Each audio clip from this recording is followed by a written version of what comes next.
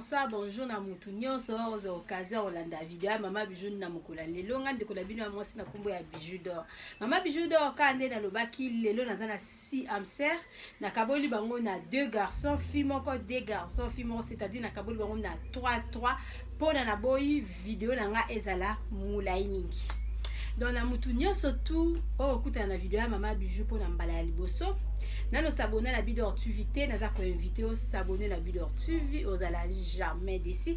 Mama bijou d'or a la bêta à masolo, mama bijou d'or à lambaka, mama bijou d'or a tara ba information sur les Kala Congo, mama bijou d'or a sala ba publicité, mama bijou d'or a baxé bio émission na ya ba amser. Donc naza ko invité au mtozo talanga s'abonner à la Bidor TV, aux ala jamais d'ici. Naza a besoin ba soutien la bino. Boye makaba émission nanga, bo partager ba vidéo nanga, bo tara ba commentaire. Donc moi j'aime moi na mama bijou azana besoin nango, moi partage commentaire na yo mama bijou do azana poster ya ba soutien la bino, surtout bo s'abonner massivement. Merci na ba abonné nanga, merci na ba nouveau abonné na ba ancien abonné. Mama bijou do la prometa bino bozala jamais de si. Tour à l'émotion na tela kibino 3 personnes, tour naza kotia sous 3.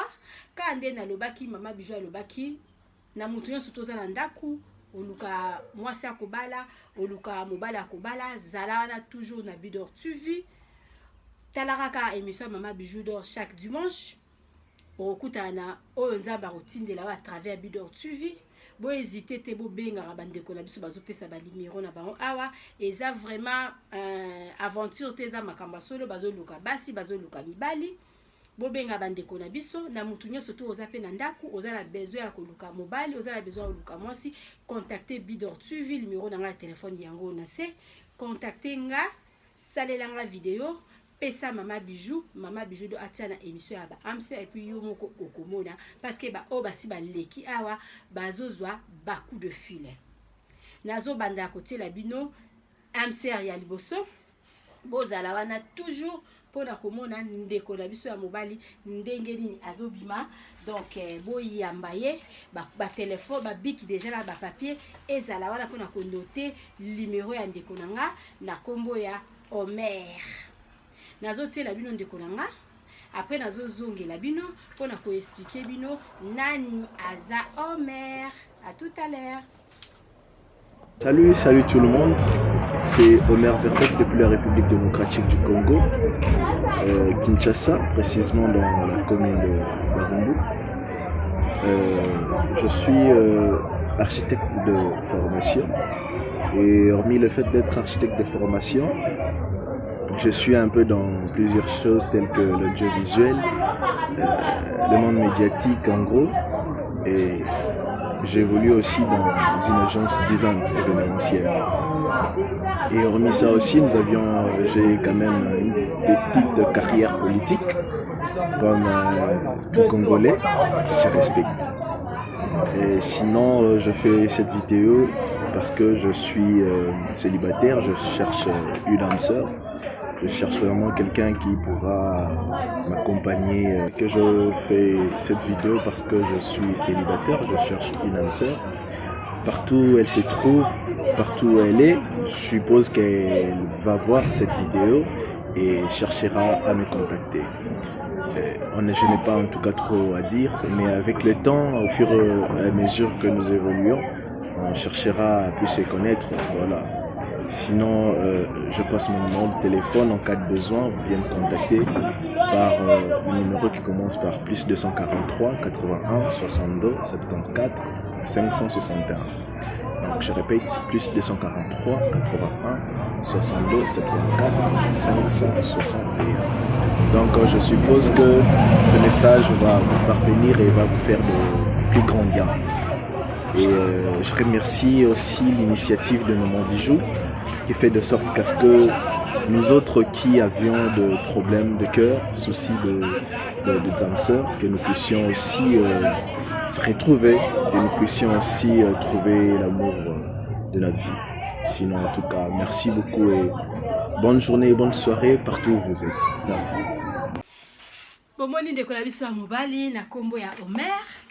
Papa Omer azana est compliqué te na pesa bino numéro na ya téléphone amser à papa Omer esika ozali ko hésiter te benga papa Omer azawana pona bino bo benga ye alobi amser na abenga ye ba détail ebele okoye bango na privé papa la biso na kombo ya Omer azali abotami na famille abana 7 aza 5e numéro na ya téléphone ezali 00243 avandi na Congo 81 62 44 non 74 561 na bandeli papa Omer 00243 81 62 74 561 benga papa Omer okozala jamais dessus papa Omer alobi moi si na yeka kazala kitoko et puis zala na taille donc aza vraiment compliqué et puis azali sportif donc masolo mingi na privé papa Omer azawana bo hésiter te libale ponara nango esika te libale eza na oka motema ezala na frontière te bandeko nanga ya basi mobali ye wana bo benga papa na biso azawana pona kozela bapel na bino abi à travers mama bijou akozwa amser na ye sikoyo azolekela bino na papa na biso nazo na komi sikoyo na papa na biso Christian botala papa na biso Christian après nazongela bino kupesa bino numéro ya papa na biso Christian bobenga ba amser bobenga ba amser motema ezozela lobi mama bijou ba pele kota bobenga bandeko na biso libale ezala na frontière te papa na biso Christian yeyo. Salut la famille, c'est Vando Lawini, autrement dit Christian Lawini, depuis Kinshasa, la capitale. Je profite de l'occasion de saluer maman Bijou là où elle est. C'est grâce à elle que j'ai eu l'audace et le courage de faire la vidéo. Parlons un peu en fait de l'émission. Il y a maman Bijou, la chaîne YouTube, je crois bien c'est encore quoi la chaîne Bidor TV.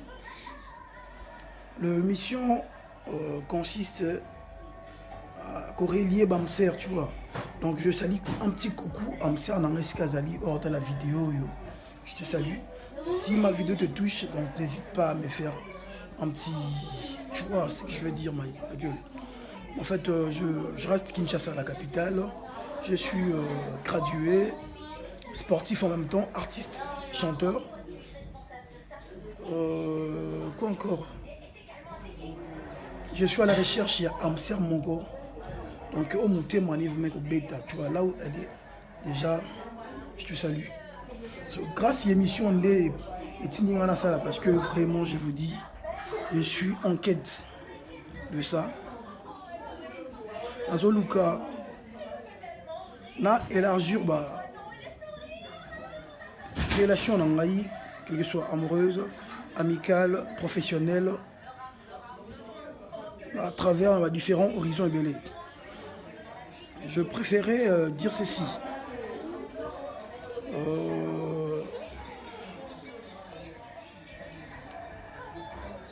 Je suis vraiment en amoureux dessus, hein, en amoureux dessus par rapport à... pour parler, Mazoluka, une très jolie dame, demoiselle posée, Kinyan. En ça, la que non, voilà. La vivre un peu, histoire mon corps amoureuse, un peu ouf, tu vois ce que je veux dire. Donc, grâce à l'émission, oh, maman Bijou Sali, d'après Singaï, a fait moi une porte d'après Singaï. Courage dans la vidéo, on a lancé appel. Là-bas. Vrai chéri, surtout Amser, oh vraiment, la vidéo. En regardant cette vidéo, vous vous disiez que voilà, je dois contacter le monsieur. Mon numéro est simple, c'est le 082 0. C'est encore quoi le plus 243 82 34 19 709 plus 243 82 34 19 709. C'est mon numéro WhatsApp, mon numéro personnel, privé. Tu peux me faire un petit coucou bien. Ok, nazongeli bino po na kopesa bino numéro na kobandela lisusu numéro ya papa Christian ye moko apesi mama Bijou alingi apesa po na ba Amser bazala na complication te. Numéro ya papa na biso Christian code ya Congo 00243 82 34 19 709. Donc 00243 82 34 19 709. Bobenga papa Christian alobi azana est vraiment compliqué. Papa Christian aza star. Alobi azana est compliqué te alika mwasi na ye ozala kitoko likitoko lokola mama bijou ozala mwasi ya kimia lokola mama bijou ozala posé. Donc numéro ya papa na biso na pesi bino bobenga papa na biso Christian azawana azozela ba coup de fil na bino.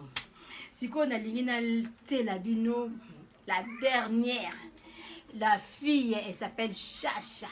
Natie la bino Chacha et puis mama bijou azongi la bino mama bijou na komi ko kabola bongo soki bazali ebele c'est-à-dire 5 so ba ndi ko koma 6 il faut na kabola na 2 cassettes pona ezala milai te nazotie la bino Chacha après nazongi le bino. Bonsoir, j'espère que vous allez bien. Je me présente au nom de Chacha Mouka depuis Kinshasa. Je reste à Bandal. Alors, nasa minga olobate, nazo luka, ma homme sœur ya vinanga. On y a sorti pour la vidéo nanga. Abenganga numéro nanga ezali 081 18 556 70. Alors, de bonnes soirées à tous. Bisous. Waouh, bomoni la petite, elle s'appelle Chacha avant na Bandal. Maman la biso Chacha azala est compliqué te alobi kaka amser mama bijou amser na nga. O nzamba hotela nga à travers Bidor TV abima abenganga makambu mingi akoye bango kaka na téléphone. Chacha azana ye mwana ya Bandal, Chacha aza mwasi kitoko, azana ye mwana muke, nano abalite, nano abotite, azoluka amser na ye, alobi moyen, alobate ki o na lingi amser na nga azala baza beno, ya lingi ka makambu ya nzambe. Oyo vraiment nzamba otindela ye à travers Bidor TV abima, numéro ya chaîne, numéro ya Chacha nazo pesa bino. Numéro ya chaîne na biso ezana se donc soko lingi ozwa penza pe ba information mingi obengi mama bijou ba amser nya surtout ba bimara awa omeki ko benga mama bijou otuna amser moko mama bijou azawana azali wana akopesa yo réponse oyo koluka mais numéro ya Chacha yango na pesa 00243 Koda Kogo 81 18 55 678. Bobenga mama Chacha. Chacha zawana azamona muke, azana moins de 25 ans, azawana azana posa ya libala moko donc mobali azala surier parce que ye azoluka libala. Donc bobenga mama na biso Chacha mwana Bandal bana Bandal bazala toujours poli, toujours respect. Bozala wana bokende te nazotie la bino star du moment, star na biso. Donc chaque émission à Mama Bijou avant ici là natie la rabino star nanga parce que y a za star du moment.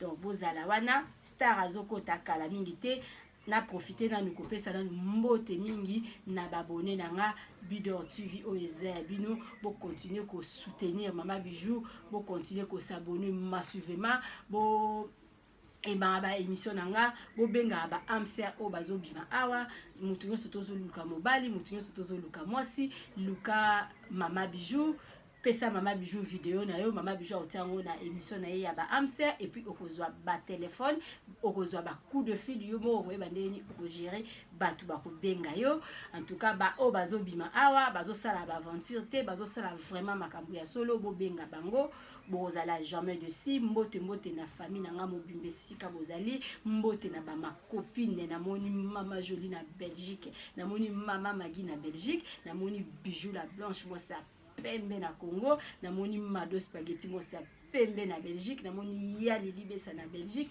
na zongi koto na moni mama Meje na Quadrate mama Viviane na Frachen na pesi mbote na groupe nanga ba mama ya première classe Mama Bijou do alinga bino mingi na pesi groupe mbote na groupe nanga ya ba amser yo mtu bozo sala émission oyo ezala kwa bozala wana bozala kati ya motema na moni mama Karine kwa na Afrique du Sud Mama Bijou do a souhaité au ba bonne chance na moni mama na biso Chacha Mama Bijou do a souhaité au ba bonne chance na moni ba amser nyoso boso pesa ba vidéo Mama Bijou do azobo ki la bino ba fleur en tout cas tozawana naza wana po na bino naza kolite bozwa ba mabala ba posa na bino ekokisama. Donc nalingi bino mingi mutu nyonso to yebi Mama Bijou d'Or nga nalinga bino mutu nyonso to po yebi nga to zo découvrir Mama Bijou d'Or alobi vraiment ayambio na maboko mibale kota na kati ya motema na ye linga ye ndenge pe alingaka yo.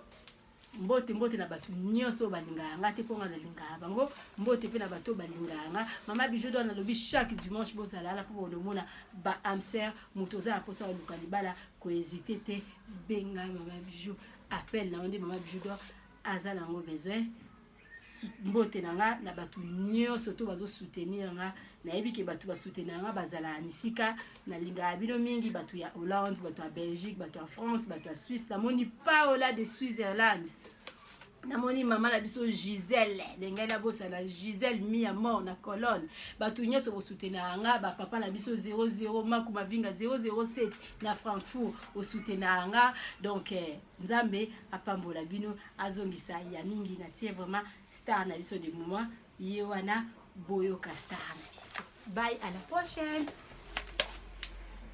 Hello la famille, c'est votre meilleur artiste Kesha Big Wolf. Suivez-moi chaque dimanche na Bidor TV chez Mama Bijou d'Or la patronne. Donc ma vraie chérie, ma vraie Joe à Bidor TV, artiste na binoye Kesha Big Wolf. Restez branchés ba projet Zoya. Oui mon mère de mère à l'Obara. Moi mukiabe tarambunda Nikolo pe babinara. Donc elo amukende tobola lisu. Ndaka la pembis. Wesh. Restez branchés ba projet Zoya bientôt là ma cam vous. La vie que chaîne a vu ces ans, ma vraie chérie, ma vraie Joe. Exemple pas mon mère de mère Bijou d'Or la patronne. Dans l'obélisation. Restez branchés. nayeba kite oyo nosala ekomemela ngai musala otolinganaki wutakala bolingo nange komi mutakala esengi nalatisango bilamba tikanga na mela na langwa bolingo komisinga bilangwa ngamoko nalingi na sangwa po nalingi yo makasi nalingi yo polinganga makasi botosala bolingo ya makasi oyo ezanga souffrance na pasi ya nalingi yo ata nazanga nanga valer lokola tirbushon nanga ndalotoko nalingi yo ata nazanga nanga valer